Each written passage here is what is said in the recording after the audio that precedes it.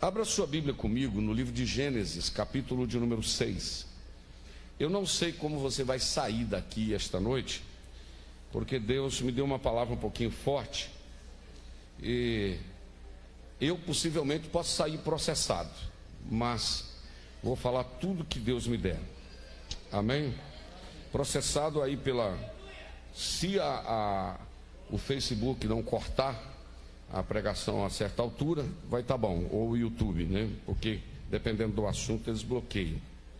Mas comprometido mesmo só com Jesus, o resto vamos que vamos. Gênesis capítulo de número 6, eu quero ler o versículo de número 3, depois eu vou saltar para o versículo de número 5, 6 até o versículo 9. Se você não tem a sua Bíblia em mãos, está na tela, você pode ler. Então disse o Senhor: não contenderá o meu espírito para sempre com o homem, porque ele também é carne, porém os seus dias serão 120 anos. Verso de número 5. E viu o Senhor que a maldade do homem fazia o que, irmãos? Se multiplicara sobre a terra, e que toda a imaginação dos pensamentos de seu coração era só má, continuamente. Então arrependeu-se o Senhor de haver feito o homem sobre a terra, e pesou-lhe em seu coração. E disse o Senhor: destruirei de sobre a face da terra o homem que criei, desde o homem até o animal, até o réptil, e até a ave dos céus, porque me arrependo de os haver feito. Verso 8. Noé, porém, achou graça aos olhos do Senhor. Você pode repetir o último comigo, 8? Noé, porém, achou graça aos olhos do Senhor. Pode se assentar. Meus irmãos, eu quero que você redobre a sua atenção, por gentileza.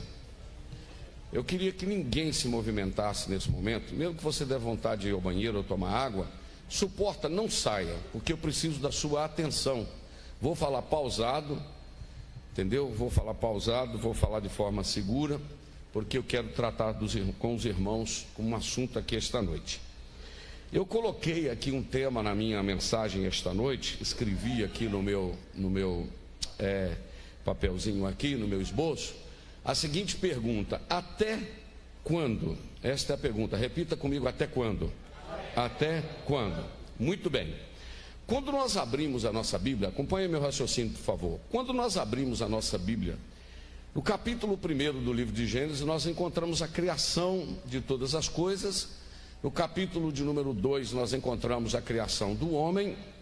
A partir do capítulo 3, nós encontramos a queda e uma promessa em Gênesis 3,15, de que da semente da mulher nasceria um que esmagaria a cabeça da serpente, que era a promessa do nascimento de Jesus, o Filho de Deus, que se faria carne para assim habitar no meio de nós, no meio dos homens, e com a sua vida e posteriormente a sua morte e ressurreição, garantisse a vitória para que nós pudéssemos estar aqui esta noite adorando o nome de Jesus, por causa dessa promessa de Gênesis capítulo 3, versículo de número 15. Mas muito bem, só a título de introdução.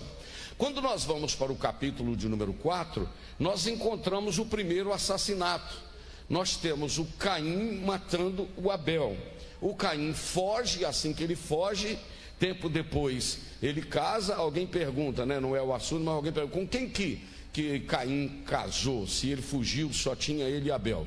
Demorou uns anos, mas ele casou, possivelmente mesmo com a sua irmã, né? Até tem uma brincadeira de um amigo meu que disse que o camarada estava teimando: quem é a mulher de Caim e tal, não sei o que, a Bíblia não sei o que, quem é a mulher de Caim? Aí o amigo meu falou: rapaz, que negócio é esse você querer saber o nome da mulher dos outros, né? Então, se a pessoa teimar muito, você fala: que negócio é esse você querer saber o nome da mulher dos outros, né? Mas tudo bem, eu só estou falando a título de introdução. Quando nós chegamos a partir do capítulo de número 5 do livro de Gênesis, nós encontramos a genealogia de Sete, e nós encontramos um homem de um relacionamento tão grande com Deus, tão estreito com Deus, que a Bíblia diz que o Senhor o arrebatou. Quem foi esse homem? Esse homem foi Enoque. A Bíblia diz que Enoque andou com Deus, está no capítulo de número 5, e o Senhor o tomou. Quando nós chegamos no capítulo 6, onde eu li, nós encontramos agora uma situação da paciência de Deus. Coloca para mim, Aloir, de novo, o versículo de número 13. A paciência de Deus chegando a um limite. Vou repetir. Imagine, eu tenho aqui um copo e tenho uma jarra. Essa jarra não está cheia, ela está 75% desse copo aqui está com água. Se eu for entornando aqui, não vou deixar entornar no púlpito porque é madeira, ela vai enchendo aos poucos aqui. Eu posso entornar muito ou posso entornar tudo de uma vez para encher. O que eu quero dizer para você é que a paciência de Deus chegou ao limite na época de Noé. Interessante, irmãos, que quando a paciência de Deus chegou, o Senhor falou: o meu espírito não vai contender mais com o homem. E quando eu salto para o versículo de número 5, o Senhor viu que a maldade do homem, ela não aumentava de forma gradativa. O texto está dizendo que ela o quê? Multiplicava. Presta atenção, que somar é uma coisa, multiplicar é outra coisa.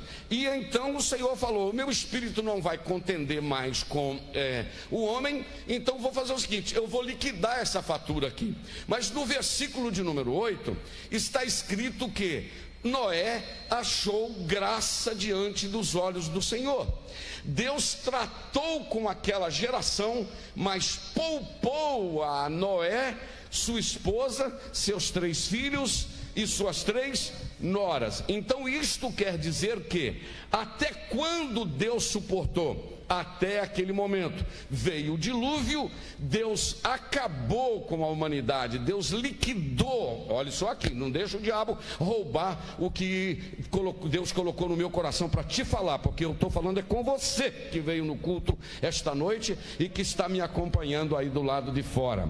Deus tratou com aquela geração, mas no meio de uma geração corrupta, Deus conseguiu achar alguém que achasse graça diante dele. E isto brota no meu coração esperança, porque nem tudo está perdido. Ainda tem nesse mundo um povo que acha graça diante do Senhor. Só para você alegrar um cadinho e dizer um glória a Deus. Daqui a pouco a gente volta aqui. Mas muito bem, recomeça Noé com a sua família. Os anos se passam, nós temos então Gênesis 7, Gênesis 8, Gênesis 9, 10, 11, 12. No capítulo 12 nós encontramos uma chamada de um homem por nome Abraão, mas tudo bem, eu não quero falar sobre Abraão. O tempo caminha, nós vamos para o capítulo 12, 13, 14, 15, 16, 17, 18. Agora no capítulo de número 18 eu encontro Deus conversando com a Trindade Santa, conversando. No capítulo de número 18, versículo número 17, está escrito: porventura eu vou ocultar ao meu servo Abraão aquilo que eu estou para fazer? Presta atenção, que nós temos uma outra geração afundada na corrupção, mas eu tenho Deus relacionando com um homem por nome Abraão. Aleluia.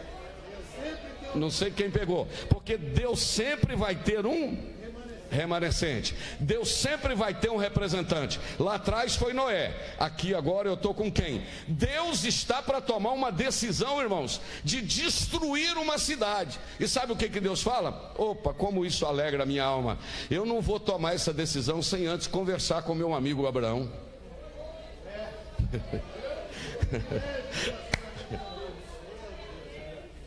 Quem pegou? Você já pensou, Deus está para tomar uma decisão, o Criador do céu e da terra, que pode fazer o que Ele quer. Ele falou: não vou fazer sem antes comunicar ao meu amigo Abraão.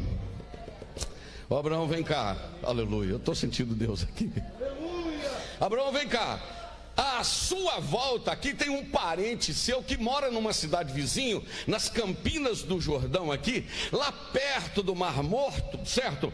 E eu vou destruir essa cidade lá. Na realidade não era uma cidade, eram 5 cidades, era uma pentápolis, 5 cidades. Era a cidade de Sodoma, de Gomorra, de Adimá, de Zeboim, de Zobá, eram 5 cidades, de Zoar, 5 cidades. E Deus falou, eu vou destruir, por quê?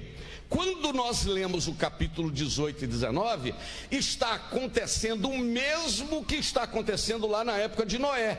A paciência de Deus encheu, chegou num limite. Quando chega no limite, a gente pergunta até quando? Deus vai dizer, até a minha paciência chegar ao limite nesse caso. Quem está comigo até agora, diga amém.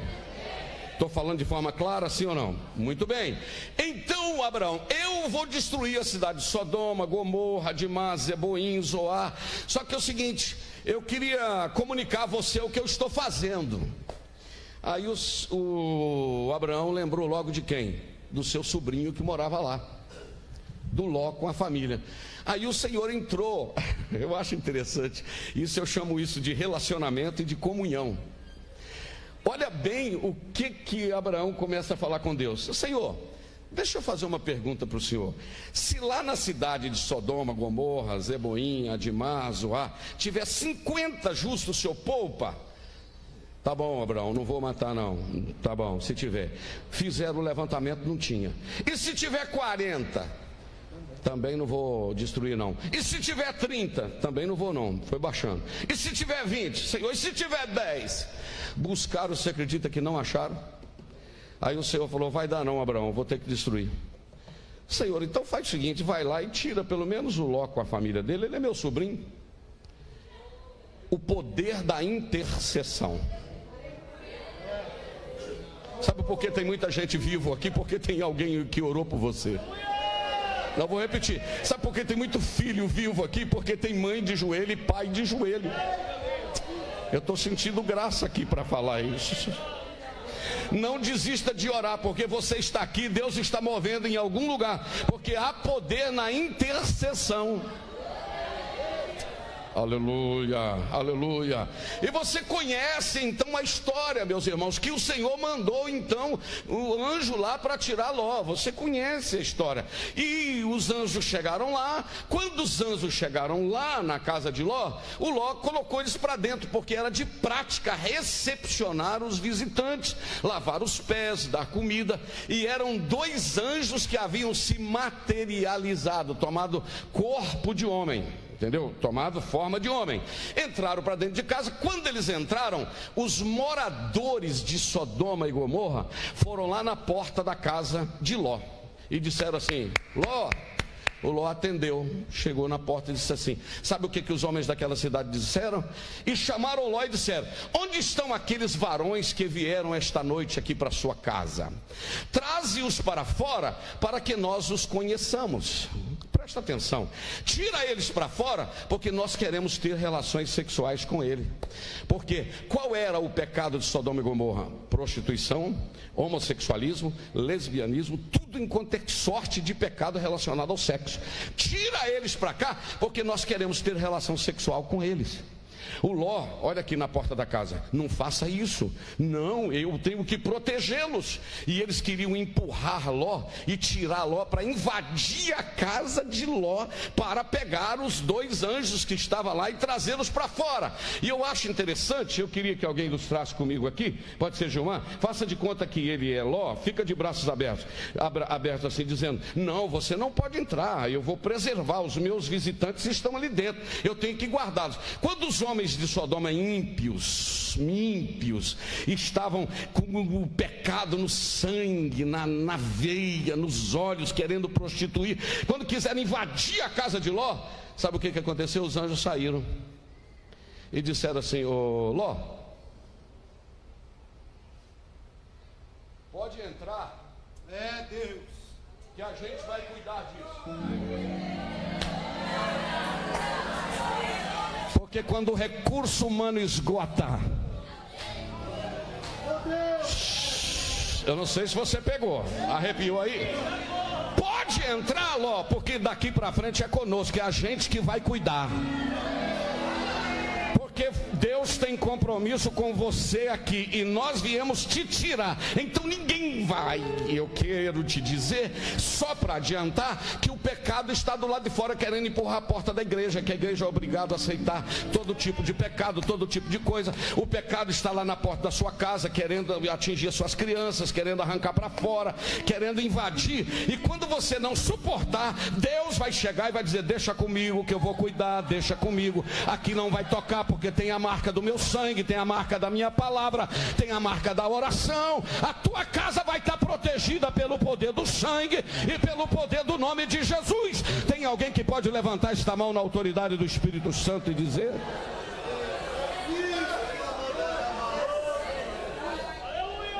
Só não dá glória quem não sente nada.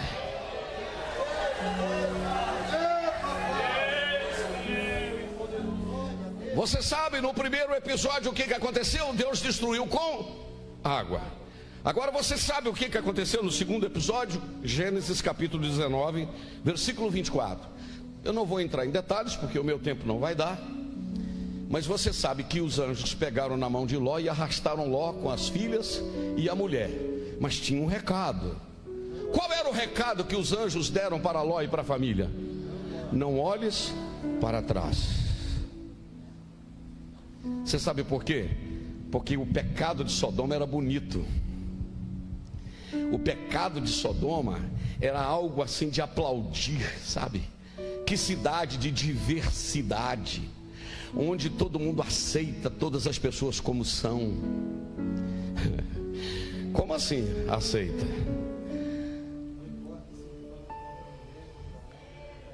Como assim eu sou obrigado a aceitar tudo? No meio da rua faz o que quiser fazer. Agora dentro da igreja tem liderança. E na minha casa tem quem tem autoridade. E disse para ele: ó, vamos embora. Só que tem um detalhe: não olha para trás. Você aceitou Jesus e está caminhando para o céu. Olha aqui para mim. Não estou brincando não.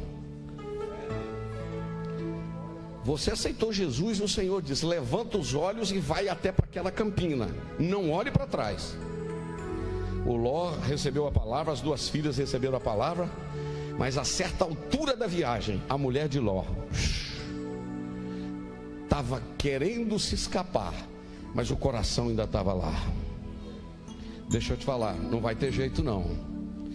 Para chegar no céu, vai ter que virar as costas para Sodoma e Gomorra, porque pode ser bonito, pode ser aplausível aos olhos, mas o pecado mora lá, e a justiça de Deus vai acontecer. Mensagens como essa que eu estou pregando essa noite, dependendo do lugar, elas não são muito bem-vindas. Mas eu não estou pregando mensagem para ser bem-vinda. Eu estou andando na direção que o Espírito de Deus está me dando. E se é palavra de Deus, eu não estou nem um pouquinho preocupado. Se olhar para trás, fica. Aqui é olhando para Jesus, autor e consumador da fé, deixando todo o pecado, deixando todo o embaraço que tão de perto rodeia. O mundo está oferecendo, mas eu não quero, porque o meu negócio é Sião. Eu coloquei os olhos lá e eu estou caminhando para lá, e eu não quero nem saber o que vai ficar.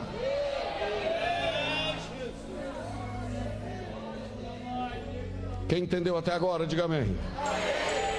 Agora, irmãos, olha o que a importância destas duas lições. Diga comigo a importância das duas lições. Quais as duas lições, pastor Jander? A do tempo de Noé e a do tempo de Ló. Por quê? O Aloir vai colocar para mim Lucas capítulo 17, versículo de número 26. Jesus está falando acerca de algo muito importante. Jesus está falando sobre a vinda súbita do reino de Deus. Olha aqui para mim. O que é vinda súbita? Vinda rápida do reino de Deus, isto é, do arrebatamento da igreja. Jesus está falando. Quando chega no versículo 26, olha a importância da lição de Noé e da lição de Ló. O Filho de Deus disse: E como aconteceu nos dias de Noé, assim será também nos dias do Filho do Homem.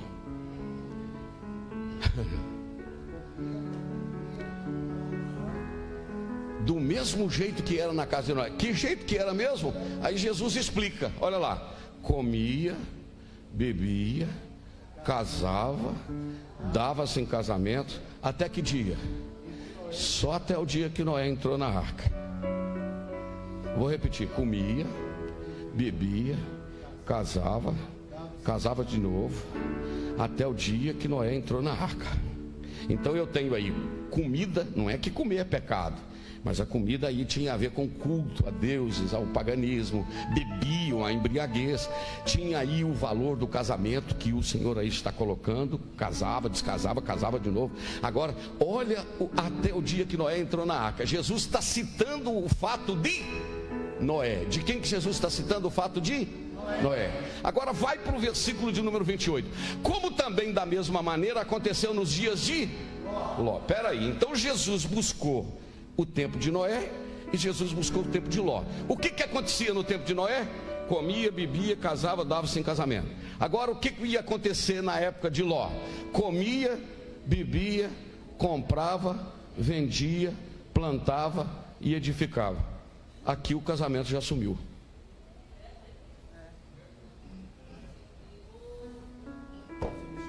Aqui não tem mais casamento. Na época de Ló. 350 anos depois.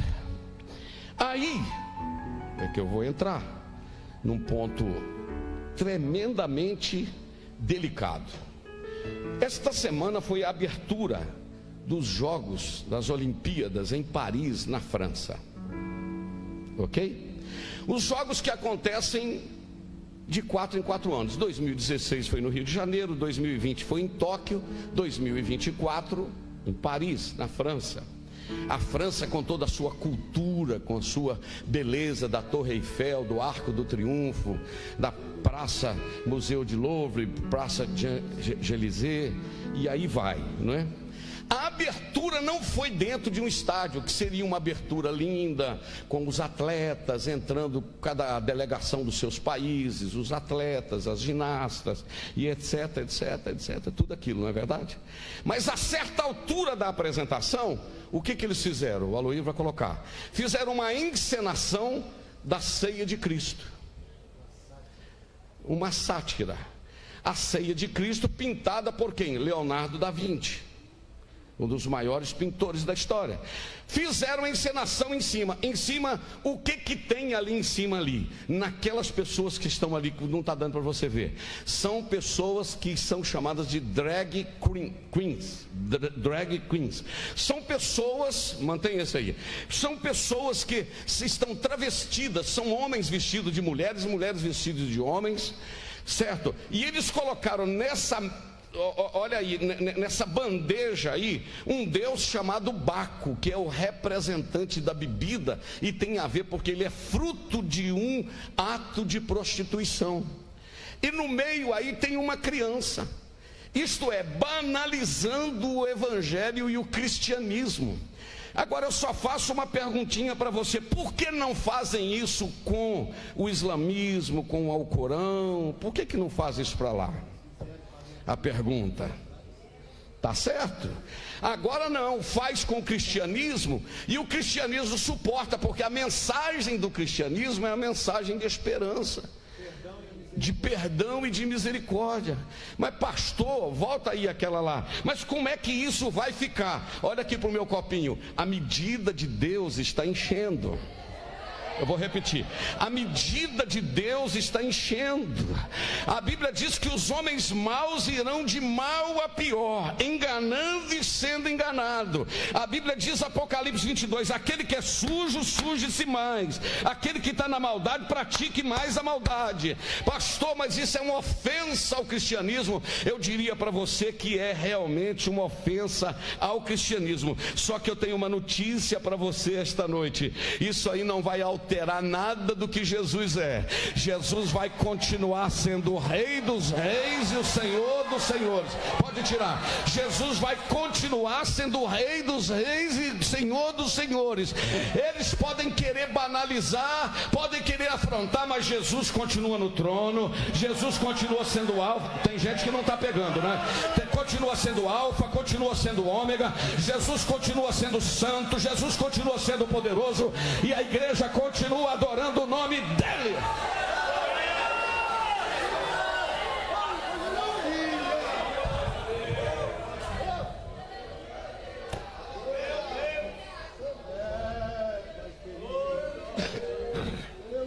Agora, sabe qual é, irmãos, isso aí?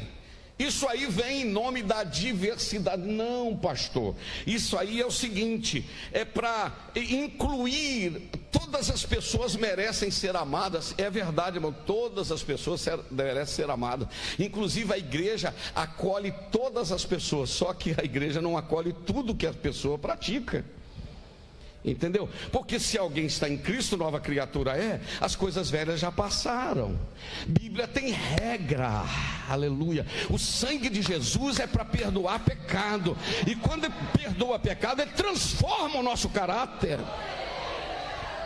Agora eu tenho uma notícia para você esta noite. Pastor, como é que a igreja vai fazer para conter o avanço do pecado, o avanço da tentativa da desconstrução da família? Que família não é mais esse negócio de homem e mulher, isso não precisa valorizar, é a diversidade, etc, etc. Como que a igreja vai fazer? Ela vai conseguir conter esse avanço do pecado? Eu tenho uma notícia para você, não fica triste não. A igreja não vai conseguir conter o avanço do pecado, porque a tendência disso é aumentar mais a cada dia. Pastor, como é que nós vamos fazer? Enquanto o mundo aumenta o pecado, a igreja mergulha mais em Deus. Esta é a outra opção. A outra opção é, enquanto o mundo afunda no pecado, a igreja mergulha no rio de Deus. Enquanto o mundo prega lá nas escolas a desconstrução da família, a igreja continua aqui dentro pregando para os nossos filhos, e o pastor dizendo para os pais: traz esses meninos para a escola dominical para aprender a palavra de Deus, traz esses adolescentes para a igreja. Eu não tenho como deter o crescimento do pecado, mas eu tenho como me fortalecer aqui dentro e dizer: aquele que é puro, purifique-se mais. Não, vou falar de novo. Aquele que é santo, santifique-se mais. Aleluia, aleluia. Eu não sei se você está sentindo o que eu estou sentindo aqui. Dá uma angústia na alma, dá uma tristeza na alma de ver o mundo apodrecendo, mas ao mesmo tempo dá uma alegria no coração de ter sido alcançado pelo poder do Evangelho. Eu vou repetir: dá uma alegria na alma por ter sido alcançado pelo poder do Evangelho. Você é privilegiado de ter nascido num lar crente, rapaz. Você é privilegiado, moça, de ter nascido num lar crente, de um pai que abençoou você quando você era criança. Você está na casa de Deus, aleluia, e te prepara, porque Deus vai começar a salvar filhos de crente. Eu profetizo isso aqui esta noite. Você que chega na sua casa, mesmo se ele estiver desviado, pega na mão dele e diga: paz do Senhor, meu filho, eu te abençoo em nome de Jesus. E ele vai dizer: mas eu não estou na igreja, você não está hoje, mas pela fé eu já estou te vendo dentro da igreja, porque Deus não me deu filho para servir o mundo, Deus me deu filho para servir a Deus.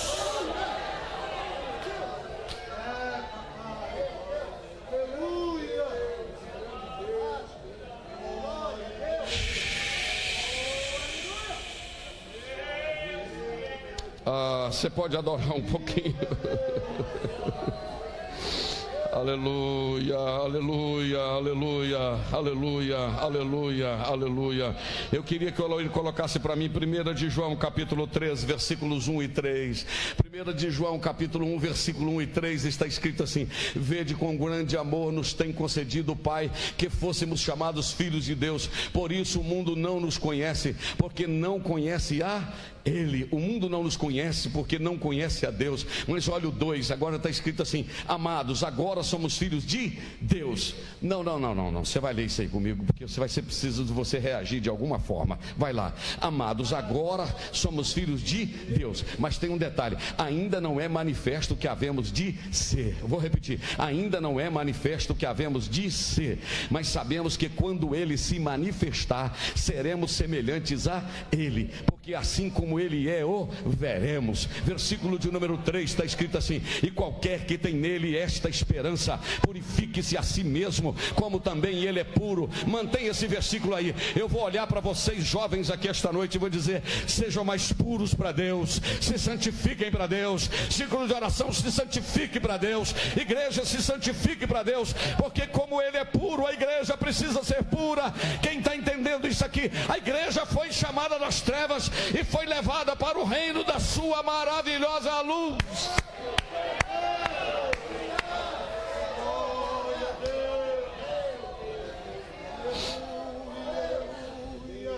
Eu te avisei que a mensagem seria forte. Eu te avisei. Eu quero que você aperte o cinto de segurança e não saia. Aleluia. Apocalipse capítulo 22:10 está escrito assim: e disse-me: não cele as palavras do profeta deste livro, porque o próximo está o tempo. Versículo 11, o que está escrito? Quem é injusto? Não, leia o versículo, eu vou deixar você ler o versículo.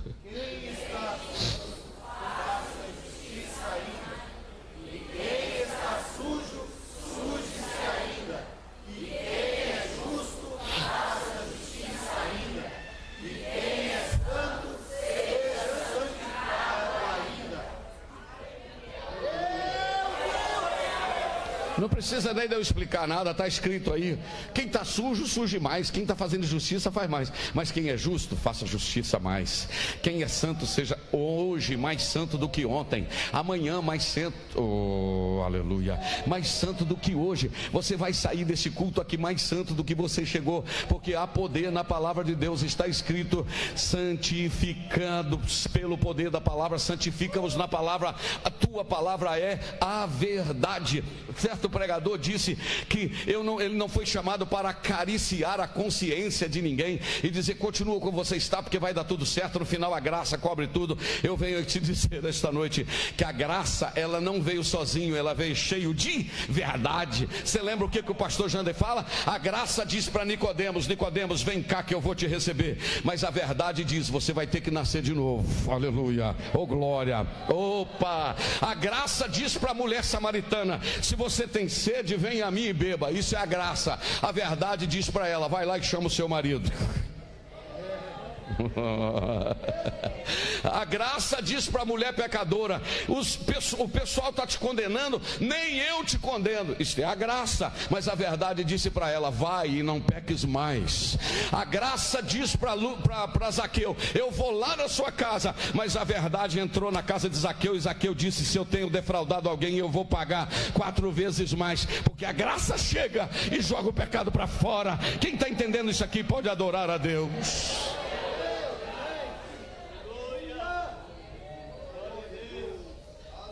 O meu tempo está acabando, mas eu gostaria de lhe dizer algo mais aqui esta noite. Há um tempo atrás, aqui no Nordeste, não sei se foi na Paraíba, não sei onde que foi, no Rio Grande do Norte, não sei que foi, uma cantora muito famosa brasileira com outro cantor, em um show lá, dizia que Jesus era gay, Jesus era, me desculpa a palavra, era viado, era homossexual. No show ela dizia, eu não sei se foi Ivete Sangalo ou mais quem que falou isso. Daniela Mercury. E eu me lembro que eu, conversando com meu filho Rafael, que mora lá em Patinga, falei: Rafael, a gente pensa assim, por que Deus não manda logo um raio, já acaba, né? Não, mas não é assim não, você sabe por quê?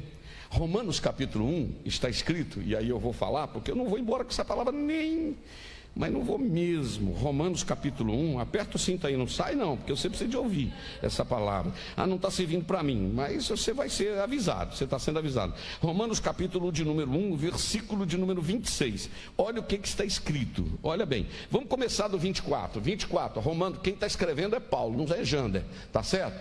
Pelo que também Deus os entregou às concupiscências do seu coração, à imundícia, para desonrarem o seu corpo entre si. Versículo 25. Pois mudaram a verdade de Deus em mentira, e honraram e serviram mais a criatura do que o Criador, que é bendito eternamente. Amém. Verso 26. Pelo que Deus os abandonou às paixões infames. Olha para cá, não siga lendo o versículo.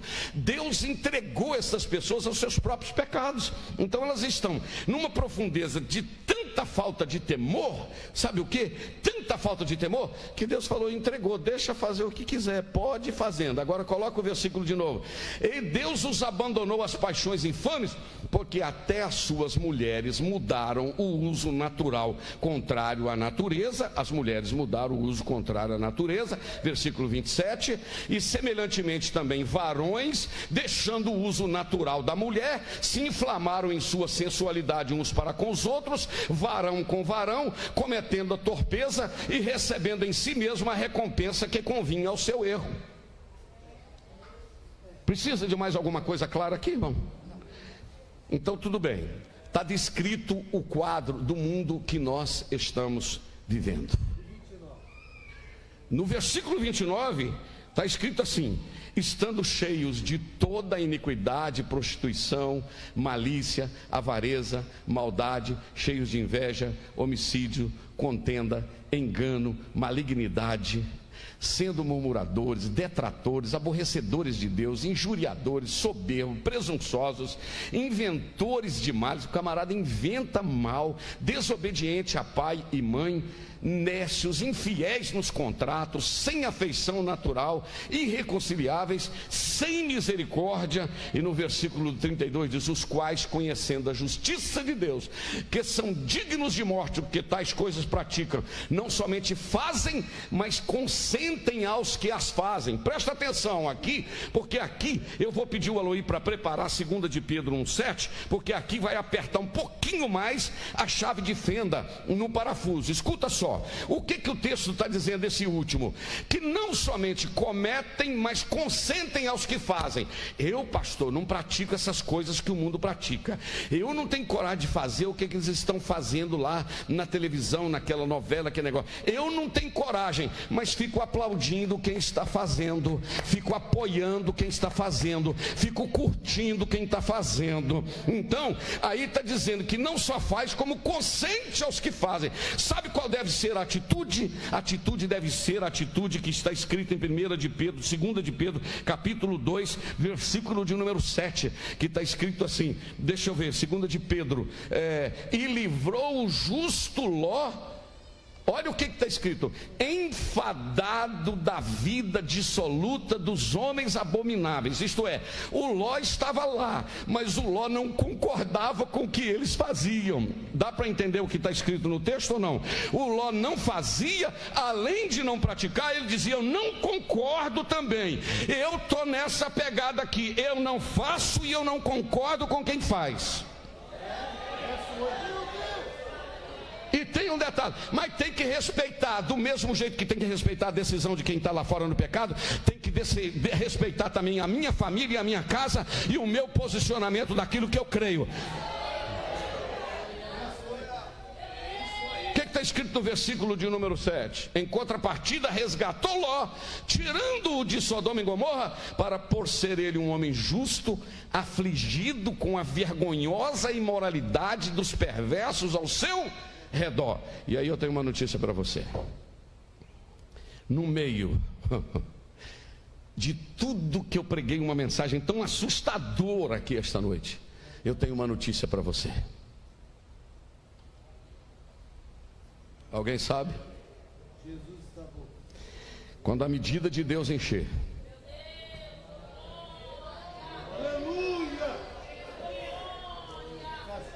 Jesus vai autorizar o toque da trombeta.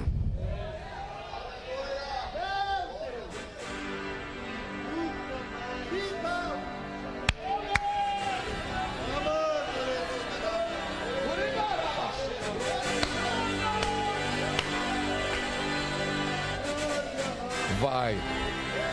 Agora, eu já estou terminando, mas 9 horas e 1 minuto. Segura um pouquinho, que é melhor ficar aqui do que ver o Fantástico, não é verdade? Você não vai dar audiência para a Globo, né? Pelo amor de Deus, né? Maior inimiga do povo de Deus.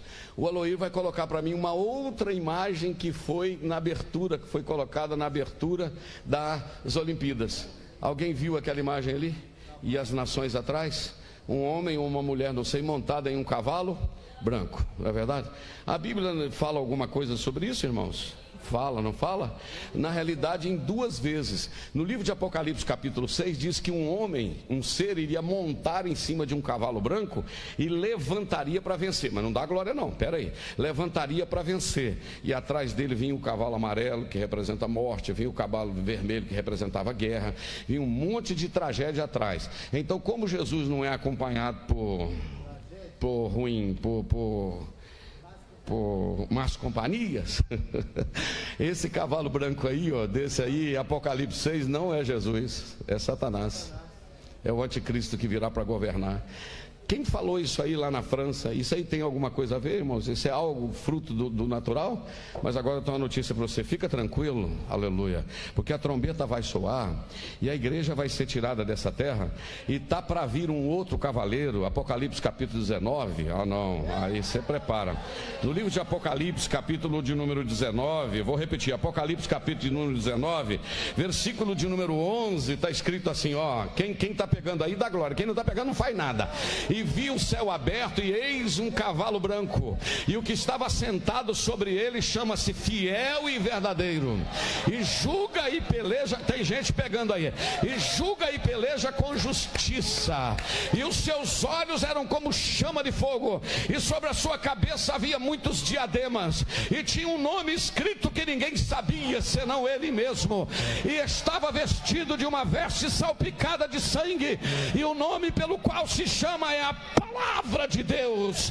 Versículo 14, e seguia os exércitos que há no céu em cavalo branco. Vou repetir, e seguia nos exércitos que há no céu em cavalo branco. Eu quero estar lá num cavalo branco desse, vestido de linho branco e fino e puro. Agora lê o 15, e da sua boca saiu uma aguda espada para ferir com ela as nações, e ele as regerá com a vara de ferro, e ele mesmo é o que pisa o lagar do vinho, do furor e da ira do Todo-Poderoso. Mas agora eu quero que o Aloy coloque para mim o versículo de número 16, que está escrito assim, e na veste e na sua coxa tem escrito: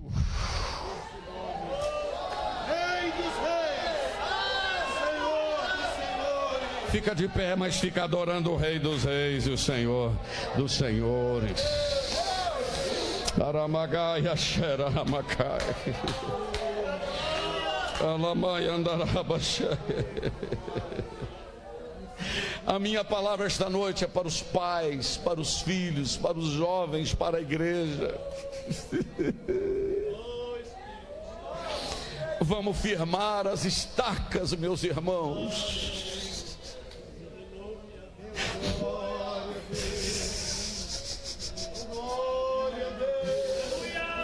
Que no meio deste amaranhado todo,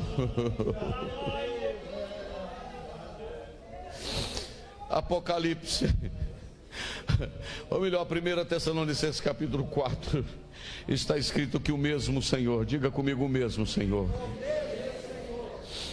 Vamos cantar uma estrofe do louvor, eu não sei, Marquinhos, se é lá menor, que diz: um dia tudo terminará.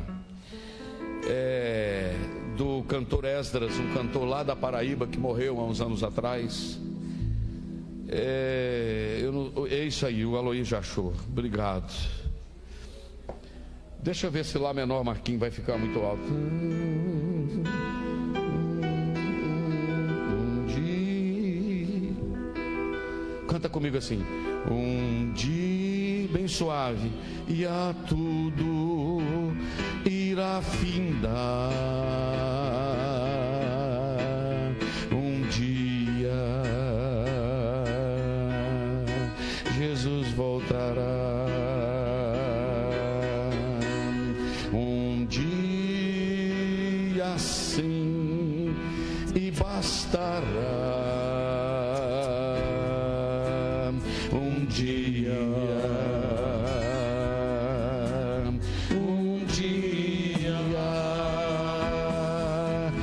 dia vou subir ao céu, deixar este quinhão ao céu. Não quero saber de ficar, um dia eu voarei,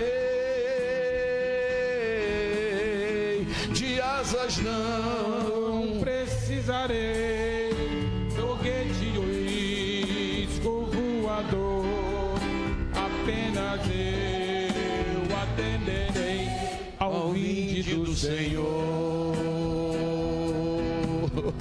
A força que atrai a mim é forte, não vacilarei, ouvindo eu Jesus chamar, responderei. Estou, Senhor, a te louvar, louvando então eu partirei ao doce lar e eterno lar, a casa do meu rei. Enquanto os meninos tocam, eu vou terminar orando por você.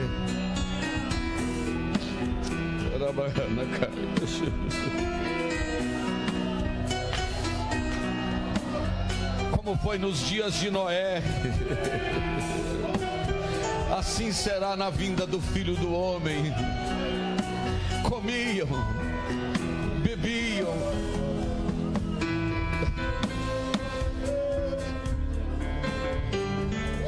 deixa eu te dizer uma coisa aqui.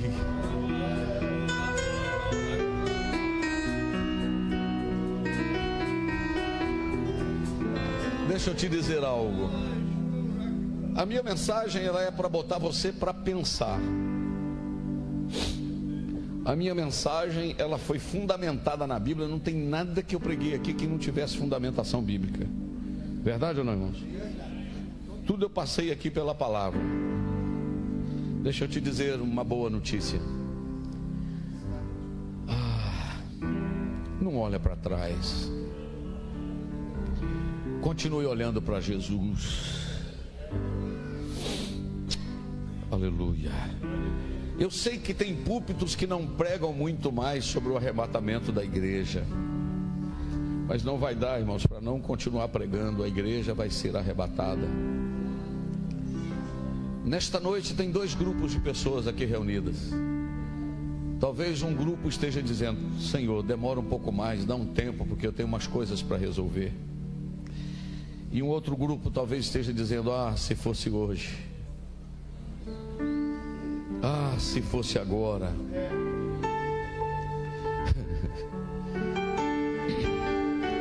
Se fosse hoje.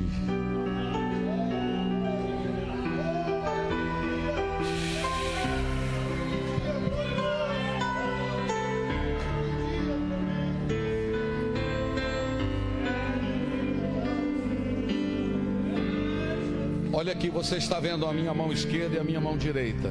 Do lado aí que você está, ela está à sua direita, aqui está à esquerda. Olha aqui. Nós temos duas promessas na Bíblia, duas palavras na Bíblia que eu quero ressaltar. A Bíblia diz que o aumento do pecado ia acontecer o que está acontecendo, e o amor de todos ou de muitos, o amor de muitos iria esfriar. Então nós podemos esperar aumento do pecado, aumento mesmo, cheirando mal, frieza espiritual, o amor de muita gente esfriando. Só que quando Joel escreveu e Pedro repetiu em Atos 2, está escrito assim: e há de ser que nos últimos dias derramarei do meu espírito.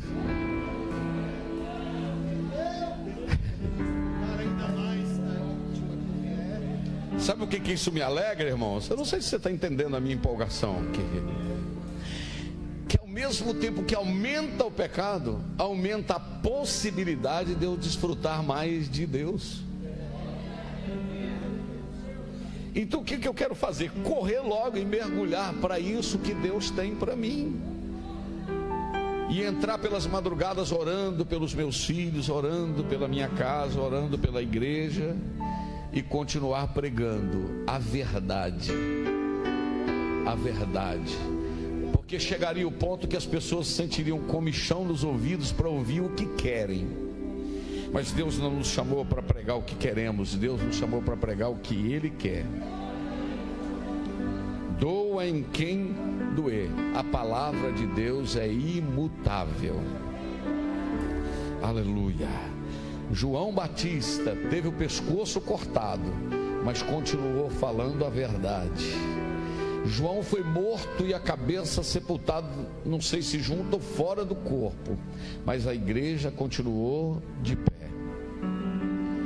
A Europa já teve o maior movimento evangélico e pentecostal do mundo.